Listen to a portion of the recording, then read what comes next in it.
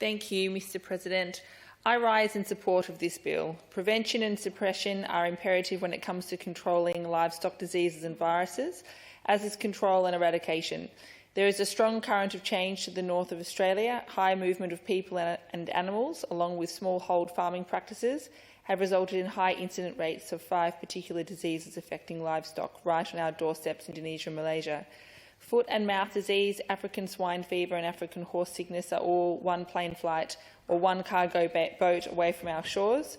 Transitory diseases such as avian influenza, which travels on migratory birds, or lumpy skin disease spread through biting insects which travel on the wind, have created unregulated pathways for disease to spread between animals. There have been 8 outbreaks of avian influenza viruses in Australia since the 1970s in our commercial poultry operations, the most recent in Victoria only 2 years ago. It infected a free-range chicken flock due to wild birds sharing their feed and range. This is a real threat each and every year as migratory birds visit our farms to feed and rest. In May this year, I was shocked to see the delayed implementation of control and suppression measures against foot and mouth disease to protect our cloven-hoofed herds. The disease is uncontrolled in hotspot areas of Indonesia. An incursion of the virus would have severe and immediate consequences for Australia's agricultural industry and trade. Had an active case of the virus arrived on our shores, the impact would have been immediate. Stock movements would have halted and the price on hoof and on hook would have plummeted. Our economy would have been slugged. Food price rises for households would skyrocket at a time when inflation is already unsupportable.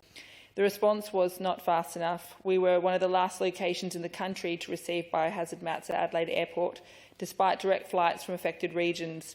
We need to do better for our farmers, and it's my understanding the industry has led the push for these prevention, suppression, control and eradication measures.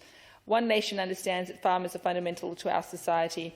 It's impossible to go a single day without accessing the food and fibre they provide. The cost of not implementing these measures is crushing. The human cost and the mental anguish of an outbreak of a serious disease such as foot and mouth would cause is too much to think of.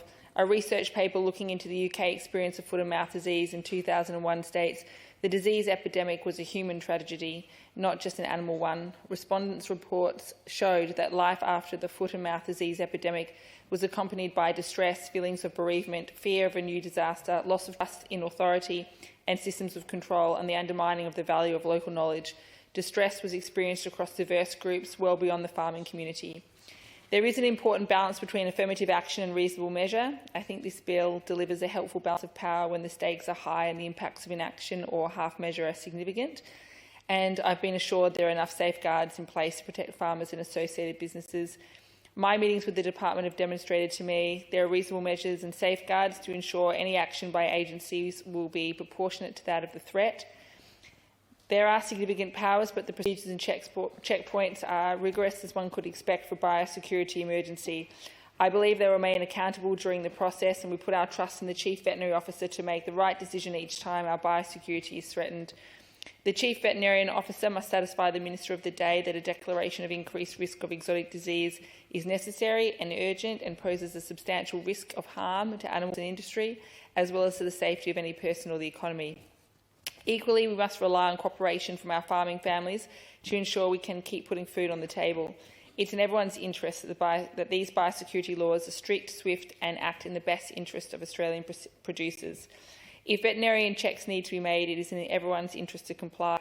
If fences need to be erected temporarily on a property to contain a possible herd outbreak, then these must be built with the support of agency officers.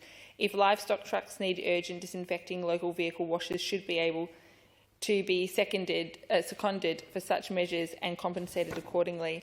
One Nation wants our agricultural industry to thrive. We want them to get on with the business of growing our food and fibre.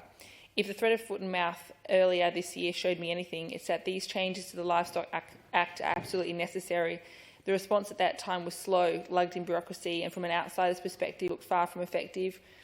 These are sensible measures. These are measures to streamline PIRSA response time and reduce the red tape needed to take swift, proportionate action. One Nation stands to protect our farming communities, and I support this bill because it's needed.